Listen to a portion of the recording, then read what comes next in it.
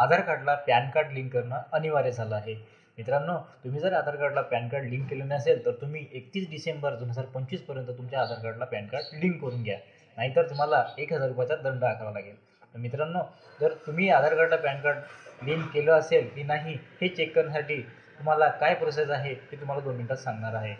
तर मित्रांनो, माझ्या चॅनलवर पहिल्यांदा आलं असेल तर माझ्या चॅनलला सबस्क्राईब करा आणि फॉलो करा. चला तर मग ह्या व्हिडिओला शेवटपर्यंत बघा. सर्वात आधी तुम्हाला गुगल क्रोमवर जाऊन इन्कम टॅक्स असे सर्च करायचे आहे. त्यामध्ये तुम्हाला इन्कम टॅक्स डिपार्टमेंट होम हे ऑप्शन दिसणार आहे. त्याच्यावर तुम्हाला क्लिक करायचं आहे. त्यावर क्लिक केल्यानंतर असे एक पेज ओपन होणार आहे.